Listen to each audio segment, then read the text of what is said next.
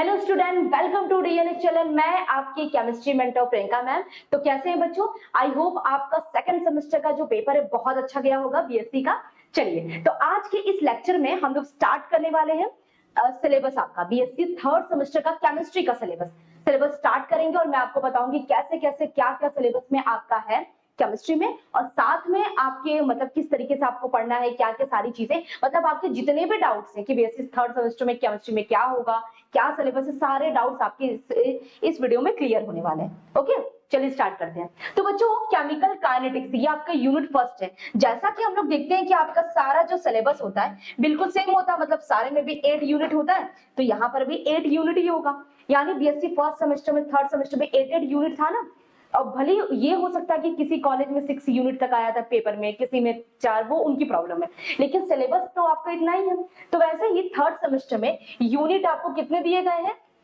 Total 8 unit. ठीक, अब 8 unit दिए तो वन बाय वन हम लोग सब यूनिट को डिस्कस करेंगे, क्या है क्या क्या सिलेबस में है। अगर मैं बात करूं तो मैं आपको बता दूं केमिस्ट्री 3 पार्ट में है, इनऑर्गेनिक, ऑर्गेनिक, फिजिकल, और ये तीनों का मिक्सअप करके आपको सिलेबस मिलता है थर्ड सेमेस्टर, यानी अब आप बीएससी के सेकंड ईयर में चले गए। ओके, चलिए तो स्टार्ट करते हैं। केमिकल काइनेटिक्स, अभी तक हम लोग देखे थे कि फिजिकल केमिस्ट्री का बहुत ज्यादा सिलेबस तो था नहीं बीएससी फर्स्ट ईयर में, और बीएससी फर्स्ट सेमेस्टर में, थर्ड सेमेस्टर में, सेकंड सेमेस्टर में। थर्ड सेमेस्टर में आपको फिजिकल के बहुत सारे ऐसे टॉपिक्स मिलेंगे, बहुत सारे यूनिट्स मिलेंगे। तो पहला आ गया, ये देखो फिजिकल का आ गया, फिजिकल केमिस्ट्री का, यानी केमिकल काइनेटिक्स आप बहुत अच्छे से क्लास 12th में पढ़े। बस यहाँ पे आपको बहुत डिटेल में पढ़ना है केमिकल काइनेटिक्स को। वहां हो सकता है कि आप फर्स्ट ऑर्डर तक पढ़े थे, सेकंड ऑर्डर तक पढ़े थे, या फर्स्ट ऑर्डर तक शायद पढ़े थे, यहाँ पे हो सकता है सेकंड थर्ड सब पढ़ना पड़े। ओके, तो यही आपका रेट ऑफ रिएक्शन है, मॉलिक्यूलरिटी है, मीन लाइफ है, और ये सारा कुछ मैं आपको बहुत डिटेल में पढ़ाऊंगी। ठीक है, तो इसके लिए टेंशन लेने वाली बात नहीं है। चलो, अब इसी यूनिट में बहुत ऐसा देखा गया बच्चों, ये यूनिट काफी लंबा है क्योंकि इसमें आपका 2 पार्ट में इसको डिवाइड किया गया है। पहले तो केमिकल काइनेटिक्स से जितनी चीजें आप क्लास 12th में पढ़े वो पढ़े, लेकिन यहाँ पे थोड़ा सा आपको चीजें अलग दिखाई देंगी। क्या? साथ में देखो, half life method, isolation, reaction differentiation क्या मेथड, ये पोलैरोमेट्री, स्पेक्ट्रोफोटोमेट्री, इसके बारे में भी थोड़ा सा आपको डिस्कशन करना होगा। ठीक, थोड़ा सा इसके बारे में, बहुत ज्यादा इस पर नहीं पूछता है पर थोड़ा बहुत पूछता है। थ्योरीज ऑफ केमिकल काइनेटिक्स, अब देखो यहाँ पे इस वाले इसी सेकंड पार्ट है, यानी यूनिट फर्स्ट के 2 पार्ट है, ए एंड बी। तो बी वाले पार्ट में आपको इफेक्ट ऑफ टेम्परेचर, जहां पे आपको आर्हीनियस इक्वेशन पढ़ाया जाएगा, साथ में एक्टिवेशन एनर्जी वगैरह, ये सारे इसको बहुत यूनिट में, मतलब हर एक पॉइंट, हर एक टॉपिक को हम लोग बहुत बखूबी, बहुत अच्छे से, बेहतरीन तरीके से, बहुत डिटेल में पढ़ेंगे। ठीक, चलो अब एक एक यूनिट पर डिस्कस नहीं करूंगी क्योंकि ऑलरेडी हम लोग इसको पढ़ने वाले हैं। यूनिट सेकंड आपका है केमिकल इक्विलिब्रियम।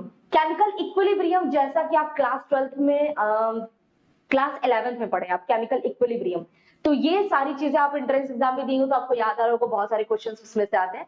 तो ले चट लिए प्रिंसिपल वगैरह, ये सारा कुछ, क्लैशियल क्लैप्रॉन इक्वेशन, ये ध्यान देना, ये आपको नया टॉपिक मिलेगा। तो इस तरीके से आपका सिलेबस डिजाइन किया गया है, जिसमें आपका जो भी आप 11th 12th में चीजें पढ़े हैं वो तो पढ़े ही है, वो तो इसमें रहेगा ही, इसको डिटेल में पढ़ना होता है। साथ में कुछ एडिशनल चीजें हैं जो आपको नई नई चीजें आपको पढ़नी पड़ेगी, क्योंकि भाई ग्रेजुएशन कर रहे हैं तो हर चीज 11th 12th का तो आएगा ही नहीं। ठीक, चलो यूनिट थर्ड की बात करें तो फेज इक्विलिब्रियम, जैसा आपका केमिकल इक्विलिब्रियम है, ये टॉपिक आपके लिए बिल्कुल न्यू है क्योंकि ये आपका 12th में नहीं था। फेज इक्विलिब्रियम, इसमें कुछ टर्म्स ऐसे हैं जो आपको थर्मोडायनेमिक्स में मिलेंगे, थर्मोडायनेमिक्स का कुछ जो टर्म है इसमें आपको दिखाई देगा, लेकिन बच्चों ये यूनिट पूरी तरीके से अलग है, तो आपको ये नए टॉपिक आपको देखने को मिलेंगे।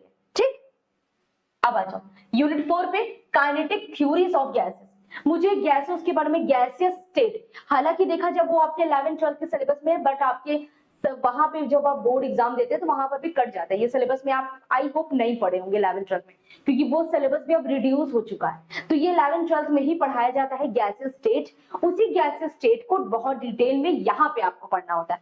आई होप, मैं तो आप मान के चलो कि आप 11th 12th में भी नहीं पढ़े, क्योंकि वो सिलेबस में है आपके, बट आपके स्कूल वाले या नहीं पढ़ाया जाता है वो सिलेबस, जो न्यू सिलेबस आया है सेंट्रल मतलब सीबीएसई के अकॉर्डिंग, तो वहां पे आपको नहीं पढ़ा जाता, सिलेबस कट हो चुका है अब 11th 12th में, लेकिन अब देख लो ग्रेजुएशन में पढ़ना पड़ रहा है, तो इसीलिए ये भी आपके लिए एक नया टॉपिक होगा और आप भी इसको, मैं आपको बहुत डिटेल में बहुत अच्छे से पढ़ाने वाली हूँ।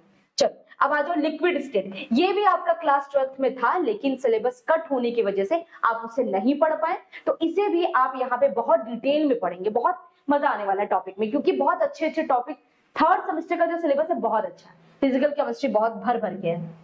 अब आ जाओ यूनिट 6, ये तो आप पढ़े ही हैं क्लास 12th में, कोऑर्डिनेशन केमिस्ट्री। तो कोऑर्डिनेशन केमिस्ट्री को वही 12th वाली सारी चीजें हैं, हाँ बिल्कुल वैसा ही है, लेकिन कुछ चीजों को आपको बहुत ज्यादा डिटेल में पढ़ना है। वहां पे लिगेंड को आपको कम पढ़ाया जाता है, यहाँ ज्यादा पढ़ेंगे। वहां थ्योरीज कम है, यहाँ ज्यादा है, बहुत डिटेल में एग्जाम्पल्स यहाँ ज्यादा है, ठीक। तो ये आपका हो गया कोऑर्डिनेशन केमिस्ट्री। यूनिट 7 में इसी का सेकेंड पार्ट है। कोऑर्डिनेशन केमिस्ट्री का बहुत सारे थ्योरीज है, बहुत सारे एग्जाम्पल्स है, तो वो सारी चीज आपको सेकेंड पार्ट में आपको पढ़ना है, ठीक। चले आगे, अब आ जाओ फटाफट इसको देख लेते हैं। ये आपका इनऑर्गेनिक स्पेक्ट्रोस्कोपी एंड मैग्नेटिज्म है।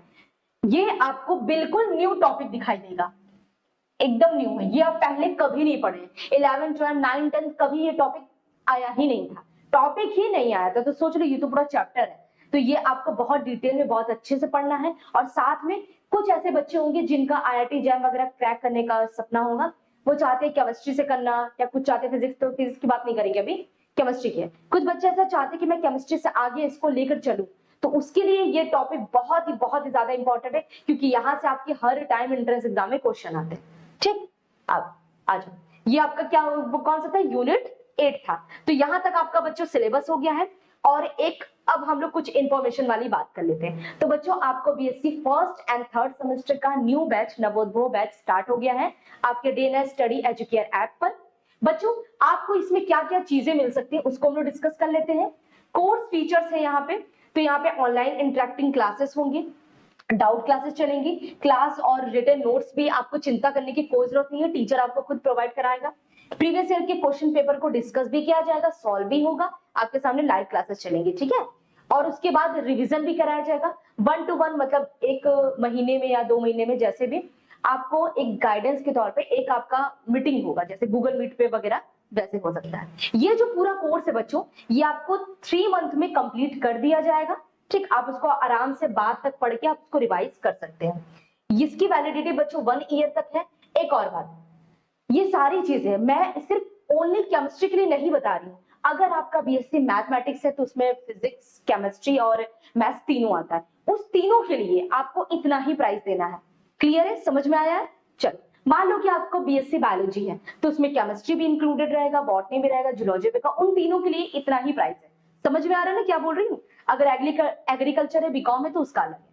तो आपको कुछ नहीं करना है। अगर आप इस चैनल पे नए हैं तो आपको डे नाइट स्टडी एजुकेयर जो ऐप है, DNS educare app play store से डाउनलोड कर लेना है। उसके बाद आपको कुछ नहीं करना, बस एक नंबर अपने कॉपी में कहीं नोट कर लो। आप इसमें कोई भी क्वेरी हो, कैसे परचेस करना है, क्या सारी चीजें, क्या प्रोसीजर है, सब कुछ आप इस नंबर पे डायल करके पूछ सकते हैं। आपके जो हमारे हेल्पर होंगे वो आप तक कांटेक्ट कर लेंगे, ठीक है। तो बच्चों ये था ऑल अबाउट लेक्चर था सिलेबस का। इसके बाद हम लोग चैप्टर स्टार्ट करेंगे केमिकल काइनेटिक्स, यानी आपका यूनिट 1 हम लोग स्टार्ट कर देंगे, ठीक है। तो आई होप आपको बहुत अच्छे से इस प्लेटफॉर्म बहुत अच्छे से पढ़ाने वाली हूं मैं। तो चलिए वो मिलते हैं नेक्स्ट क्लास में, जिसमें हम लोग केमिकल काइनेटिक्स को स्टार्ट करते हैं। Thank you for watching.